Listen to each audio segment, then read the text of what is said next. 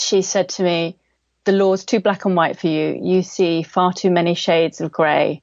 You need to go and do something far more creative than law.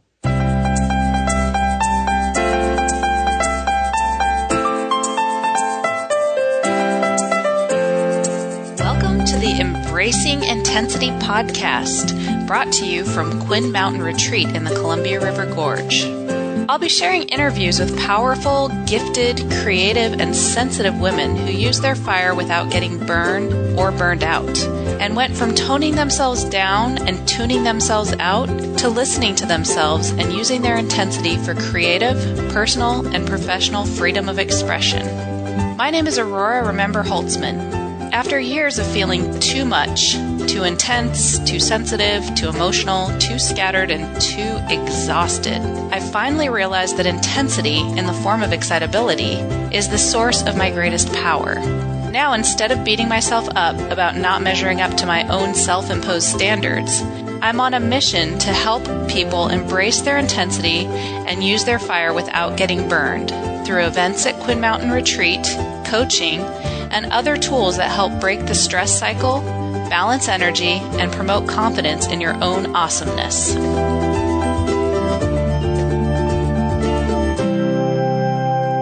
Today's interview is with Lucinda Leo. After our interview, Lucinda told me a great story about how she found my podcast interview with Paula Prober. She was going for a walk and it came up on her feed, so she listened to it while she was walking through the beautiful hills.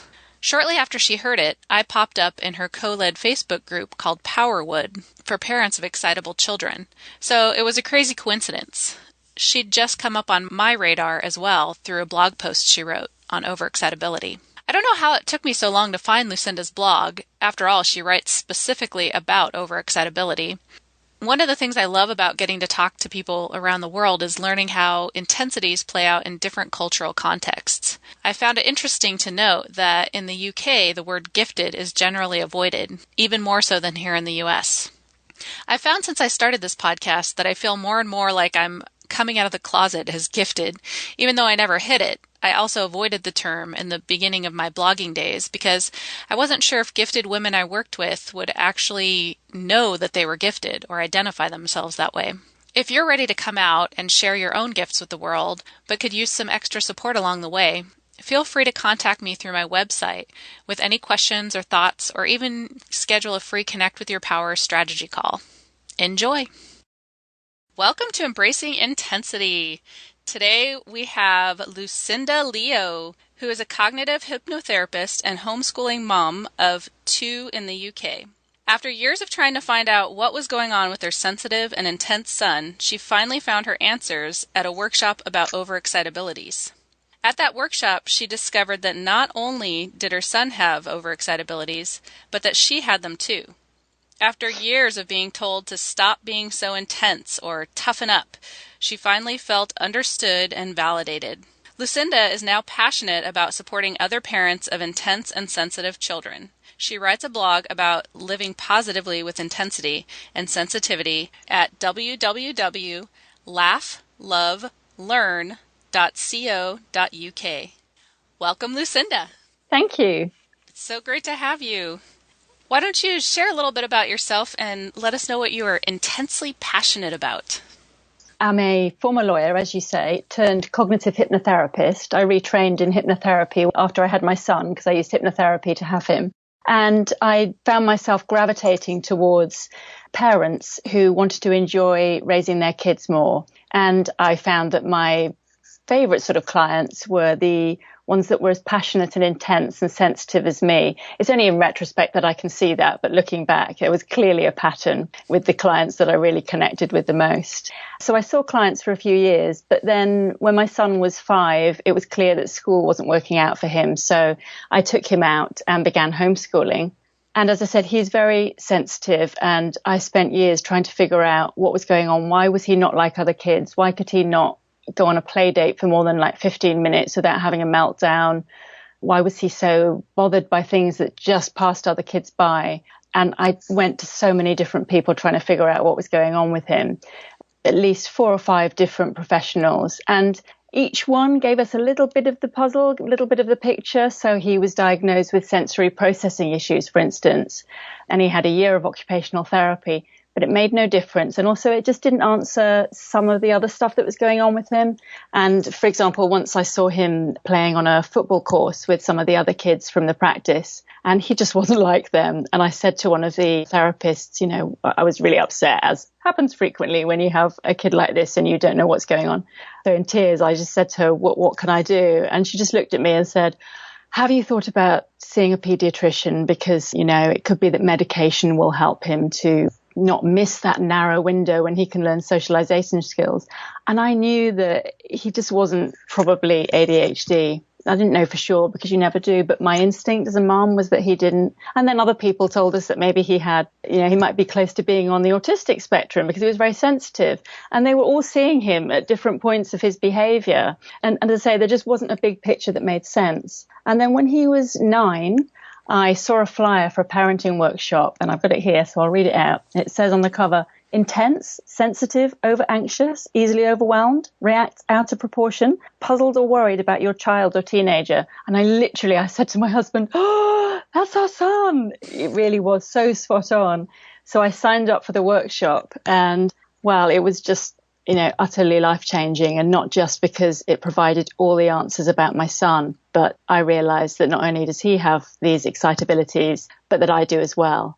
And I spent most of the morning with just tears in my eyes, feeling understood and validated for the first time ever.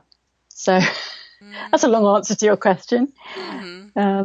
And that I just couldn't believe that it had taken so long to get those answers, and that so few people, whether parents or professionals, know about this framework. So I created, in fact, it's a year ago now exactly, I created a blog to share what I've been learning with other people. And yeah, hopefully soon a podcast. And that's what I'm passionate about at the moment. Awesome. Yeah, it's amazing how many of us learn about ourselves through our kids, especially when it comes to the overexcitability thing. I discovered that myself around the time my son went into school. And because I knew he was probably gifted, I looked up gifted behavior problems, and that's how I discovered overexcitability. And it all just connected. And I think it looks a little different in adult women probably than it does in a young boy, but it definitely connected for sure. Yeah, definitely. So tell us a little bit about your own personal brand of intensity and sensitivity. As I said, I was always sensitive and intense as a child, but never thought of it as an intrinsic part of who I am, really. It was just something that I was told not to be.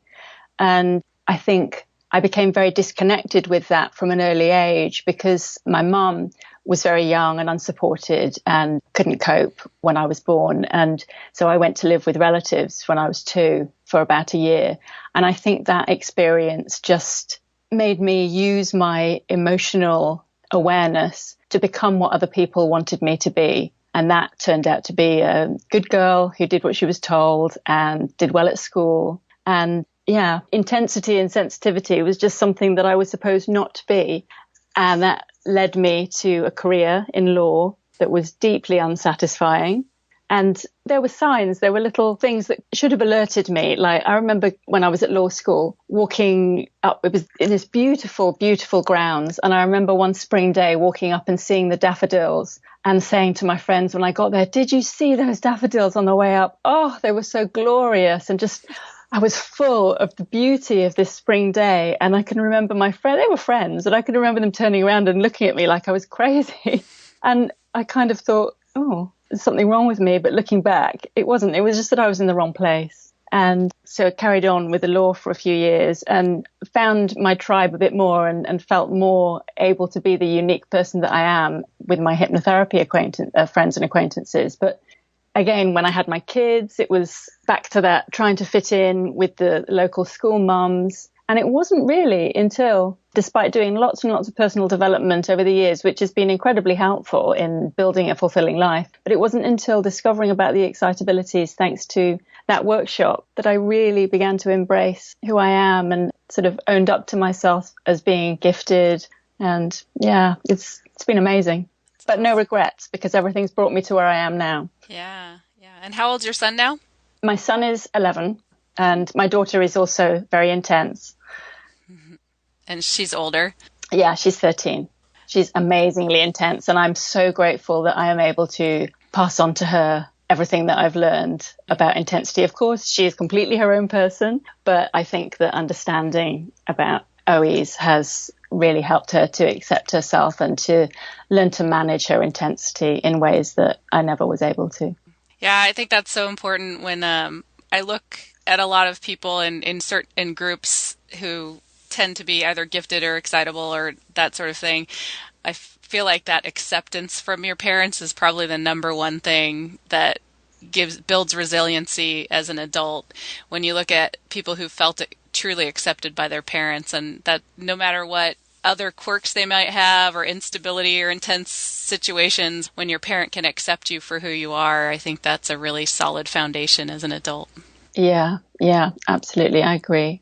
And it's not a switch like, now that I know about this stuff and I'm teaching it with my kids, it still comes up. It's something that you have to keep doing, I think. So, for example, just over the holiday period just now, you can imagine, I'm sure you know, families and friends, and here in England, nasty winter and everybody's got colds and there's been a lot of stress and you want your kids to behave well in front of other people. You just constantly have to keep reminding yourself of what's important and that your relationship with your child and your child's self-appreciation is more important than what those other people think. But it's hard. Yeah, definitely. I totally get that. Especially when you've spent a lot of your life as quite a people pleaser. Yeah, very true. So you mentioned as a child, the people pleasing. Were there any other ways that you think it affected you as a child? Well, I think back on how I passed my exams in school, and I, like a lot of your listeners, I'm sure, love the library. And I found Tony Buzan's books on memory. And so I learnt his memory system. So I had hundreds of words that I would associate. And every time I had an exam, I would make lists of stuff to remember and use this memory system. And I could remember excitedly sharing with other people what I was doing because I thought this was such a great system that everybody should use it. And they all looked at me again like I was crazy. That's one example, which I now know is intellectual OE. And things like when I was about 11, I remember getting a book on hypnosis out from the library. I was always really interested in other states of consciousness and hypnotizing my younger brother and sister. It said in this book that if someone sleep talks, then they're a good hypnotic subject. And I shared a room with my sister and I knew that she did. So I would try and do that. I feel like I haven't got very good stories about being an intense child because I was so disconnected from that being a good thing. Mm-hmm. It's only when you look back and you think, oh, most kids probably don't do that. Yeah, that's true. Did you ever feel like, well, you already said that you felt like you had to tone yourself down and tune yourself out. When it comes to physical intensity, did you feel like, do you have the physical side of the intensity as well? Not as much as some people. So my son is very, very physical. And I used to think that I didn't. But when I had some coaching with Simone de Hoog, who's the lady who ran that workshop, she's gently pointed out some of my more physically energetic parts of me. So it is very important that I go to the gym quite regularly to get that physical energy expressed. And my daughter will sit next to me in the theatre and I fidget. I literally cannot keep the same position for more than about 30 seconds. And she just nudges me and she says, psychomotor OE or what? Like, okay. And also the talking, even though I'm an introvert and I need a lot of time on my own to recharge, I tend to talk quickly and loudly and very animatedly. So people are really surprised, people who don't really understand what introversion is. And when I explain, I say, I need more downtime away from people because I'm so intense. Mm-hmm. So. Yeah, the psychomotor one is kind of funny because, they use the term excess of energy, which I would never think of myself as having an excess of energy, but I get that too, that talkative, restless, can't sit in one place for long. And for me, it manifested in fatigue in the end, chronic fatigue. So I definitely wouldn't describe myself as having an excess of energy, but it's actually because of that excess of energy that I have the fatigue, that sort of wired but tired. Yeah. That really resonates. I was just recording a podcast episode about psychomotor OE, in fact, and one of the challenges that I talked about was that tuning into yourself, because everyone still needs downtime, and helping our children to tune into their needs for downtime. Because when you're used to having so much energy, you just sometimes get a bit disconnected from those signals that it's time to have a rest. And for me, meditation has been a really important part of my life for quite a few years. I try to do it at the start of the day to set myself up for the day. And then sort of after lunch, kind of sometimes turns into a nap, but doesn't really matter. Meditation, nap, whatever I need at that moment. But it's absolutely crucial for me. And when we're in our homeschooling day, sometimes my kids will say to me, "Do you think you should go and meditate, Mummy?" Or I'll say to them, "Right, so shall we do maths or shall I meditate first? What would you prefer?" And they always say, "I think you should meditate first." So, yeah, that's very important for me. So did you ever feel like you had a time when your intensity felt out of control? I think sort of all the time and never really. I haven't had any, touch wood, I haven't had any big crises in my life. But I think in the early days of my marriage, when I began to get really close to my husband, well, in the early days of our relationship before we were married, actually, I don't think I had ever been in touch with the emotion of anger before, because of my early experiences in childhood and always trying to be who people wanted me to be. And I think when I began getting close to him, that started to show up, not in a really pathological sort of way, but I needed to deal with it. And he was really supportive. So, yeah, that was quite an intense time, but I'm glad I did. And with my children as well, they say that children can push your buttons that you didn't know you had. And I certainly found that to be true, being an intense woman with intense kids. And gosh, that's good character training. Totally. And there's been moments over the last few days, like I said, over the holiday period, we've had some interactions that really have really called on all of my powers, everything I've learned, to stay cool and be there for my kids. I totally get that. And on that note, what do you think has helped you the most with harnessing the power of your intensity? Well, I mentioned that I've always been passionate about personal development. Another way that I differed a lot from my lawyer colleagues. For me, going on personal development courses, even little management ones, was the highlight of my day, whereas they saw it as annoying time away from their files. So, yeah, having coaching, I've been lucky enough to work with some really great coaches over the years, and personal development courses and books. And I know that one of the questions that you ask is about books. And so I got to thinking about that. And I think one of the most important books for me that helped me was Eckhart Tolle's book, The Power of Now. And it was a long time ago. I remember it was absolutely, so important for me at the time. But the thing that sticks with me now is how he talked about transmuting pain, and how even women have an advantage with our monthly cycles, because we have an opportunity to experience sort of a different quality of life, of emotions, and therefore the opportunity to transmute that. And thinking back, I now know, of course, about Dabrowski's theory of positive disintegration. And yeah, I think The Power of Now was the beginning to realize that actually in our pain, in our unraveling, we can come back together stronger than before. So, yeah. Yeah, in some ways, I feel like the popularity of coaching more recently is kind of indicative of a universal positive disintegration that's been going on, I think, more globally. Yeah. I feel like the whole world right now is kind of going through a positive disintegration. At least we hope it's positive. I love that. Yeah. And that's a really lovely, optimistic way of looking at what's going on in the world that I share.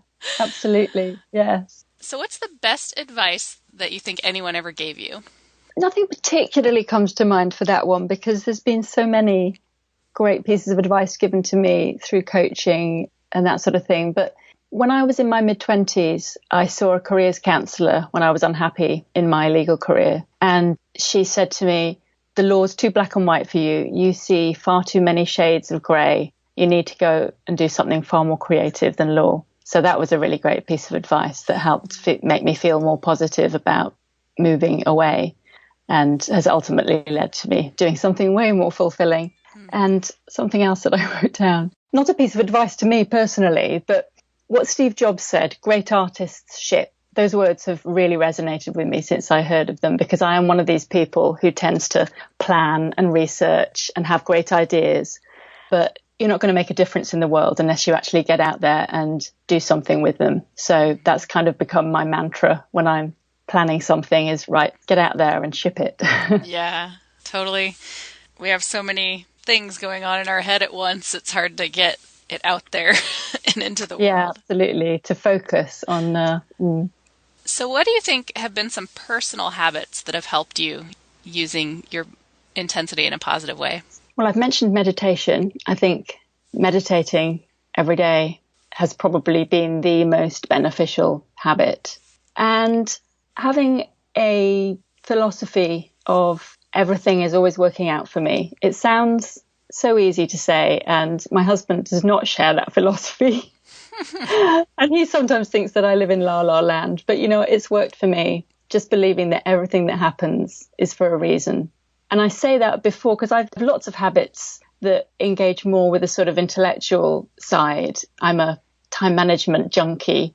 I love reading books, listening to books about how we can be more effective and productive, listening to deep work at the moment, which is very inspiring. But I think that all of that has to sit on top of a more general way of being for me, which is just believing that we can't make any mistakes, that, like I said, everything's meant to be and everything's working out. Because otherwise you can just try to sort of fit all these things in and it's not for a purpose that means something. I have to know what my why is. Yeah, I definitely find optimism tends to be a self-fulfilling prophecy. I've always tended to be optimistic in my life, and it usually works itself out. There's always bumps in the road, but it's not really something that's easy to teach, though. No. Well, I've heard that you get your optimism style from your mother, so I'm hoping that I can pass on my optimism to my kids. That'd be great. I don't see that in my son, but he definitely does not have the optimism gene. Or maybe not then. Hopefully we can, he is starting, I think, to internalize some of it. He's 8. And I'm honestly loving 8.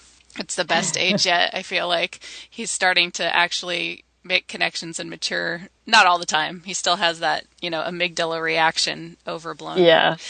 And then everything shuts down. But the other day he said something about practice makes better. I don't know why they say practice makes perfect, because then it makes kids think that you can be perfect. Oh, that's brilliant. I love that. It's entirely possible he heard that from his dad, who's even more of a perfectionist. But either way, wherever he got that idea, it sunk in. And I think so. I do see how we have both the innate tendencies and the influence from our parents. And I think we definitely can have an influence on that. And I'm hoping as he gets older that I can encourage that optimistic side more as he gets older. Because I actually really like the practice makes better, because perfectionism is a real big thing in our family. Mm-hmm. And so practice makes better. I really like that one. I mean, tell your son I'm going to use that one with my kids. Yeah. There was actually, let's see, I said it, a friend of mine said practice makes progress. That was, someone else said practice makes progress. I thought I like that was that one too. too. Yeah. So it has the alliteration part in it. So you mentioned a couple of books already. Are there any other books that you felt had a major influence on you? There's a couple that I will mention, actually. Books have been a huge part of my life. But before I learned about overexcitabilities, embracing my introversion was a really key step for me. And now everybody knows about Quiet, which is great. I think she's done such an amazing job of getting people talking about introversion, ironically enough. But I absolutely loved Marty Olson-Laney's book, The Introvert Advantage. That was a real life changer for me in helping me to accept who I was.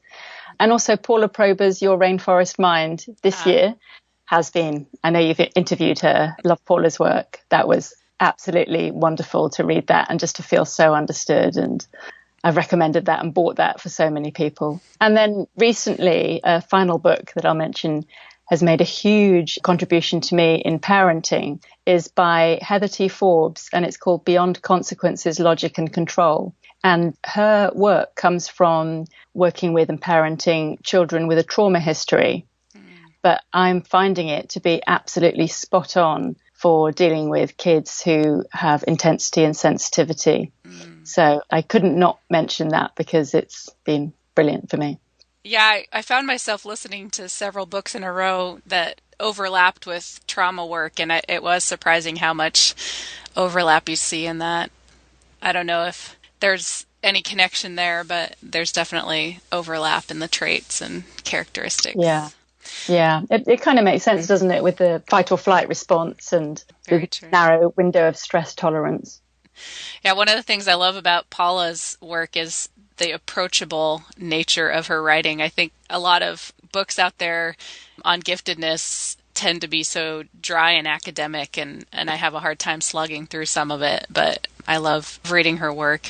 Yeah, I absolutely know what you mean. I have several books on giftedness sitting, in fact, they might be underneath my computer now, that I have never quite made it to the end of. I'll dip in and read sections. But I read Paula's book when I was on holiday, and I read it twice, back to back, cover to cover, and then I began to read it again so I could write a review of it, which was another way of reading it even more deeply.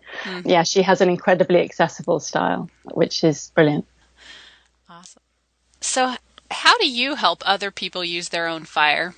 So the two main ways, I guess, with my kids, by teaching them how to appreciate their intensity and fire. I love that word that you use. And also with my clients. So with the parents that I work with, helping them to appreciate who they are and therefore help their kids in turn. But I think one of the main things that I try to do is help adults to appreciate themselves and to work through what's going on with them, because you mentioned the overlap between trauma history and intensity. And I think when you are intense, there's a lot of stuff in your past often that is unprocessed. And when you're a parent, as I said, your kids sometimes push buttons that you didn't know you had. And that is a huge opportunity for you to work through stuff. And I think a lot of people go for help with what's going on with their children and can actually benefit from doing quite a lot of work with themselves, learning how to use their fire. And then they in turn can help their kids. So they're the two main ways, with my kids and with my clients. In a recent interview I have that'll be coming out soon with a woman named Star, she had the best analogy of, well, not really analogy, but description of how she figured out, because she craved that intensity in life, that she could set it on her own terms and then she wouldn't be drawn to drama. So that really struck me in terms of, once you understand yourself better and you understand both your tendency towards intensity and your need for intensity, then you can do it on your own terms instead of letting the outside world create drama or being drawn to it. So it's so important. It's amazing how much we get to know ourselves through our kids. That was fun. You were talking about earlier about the button pushing, and before I had my son, I actually worked with behavioral disability kids in special programs in schools, and I was a model teacher's aide back in San Diego before I went into school psychology, and I was so good with them, and I would just turn on that flat affect when they were all up in here, and I would just shut it down, and I was so good with kind of helping them regulate themselves by regulating my own affect. But when it's your own kid, it just goes out the window. Totally. Definitely a lot of button pushing going on there. Mm-hmm. So is there anything else that you would like to share with the Embracing Intensity audience? I don't think there is. I think we've covered almost everything that I would have liked to have shared. Thank you. Awesome. Tell me a little bit more. You said you talked about the workshop that you went to, and Simone de Hoog, who runs Powerwood. Yeah. Okay, great. And I was curious a little bit about that. She does workshops, and I saw something about a camp. What does that look like? Yeah, she runs this incredible organization, and considering it's her and a team of about 50 to 100 volunteers, I'm not sure how many she has right now because it's growing all the time. She's just doing a phenomenal job of getting knowledge about the OEs out there, because particularly in the UK, very little is known. And she is passionate about getting families together in nature. And they have some beautiful land down in the southwest of England where they invite people to come at really affordable cost every summer for workshops and fun. It's a week, I think. I was able to go once for 3 or 4 days, and it was just an incredible experience. Simone and her family, both of her now adult children were there, and her husband, and this amazing team of volunteers. It was a brilliant experience. She's doing great work, and the Facebook group has now got about 400 people, I think, to help support parents whose kids have got OEs. Awesome. Yeah. Wow, that's cool. I've never seen anything. I'm not sure if there is anything in the U.S. that's specifically for families. I guess we have, conferences like the supporting emotional needs of the gifted and stuff like that, but nothing quite like that. That's pretty cool. Yeah. Well, I think in the UK, giftedness is even more of a loaded word than it is in the States. Mm-hmm. I'm not saying that it's easy to use over there, but I believe that when Simone started doing some research for Powerwood, she came up against quite severe reactions when she started asking about giftedness. Mm-hmm. So she's done all of the work in sharing about overexcitabilities without mentioning that. Mm-hmm. It's kind of snuck in there in the workshop talking about high ability.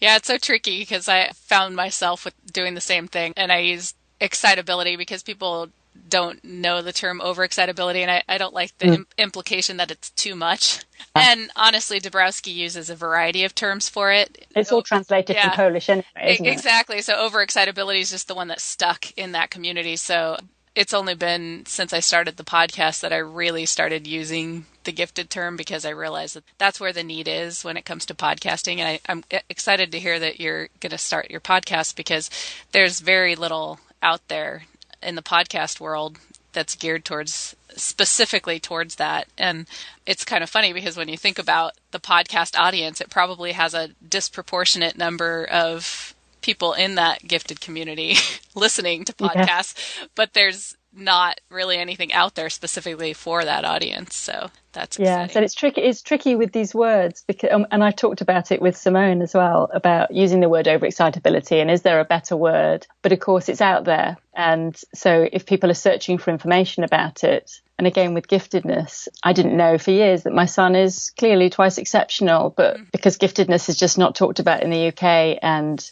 my son didn't tick all the boxes, for example, because he has mild dyslexia. He wasn't voraciously reading. So I thought, well, he can't be gifted. And because there just isn't the information here, didn't connect. Yeah.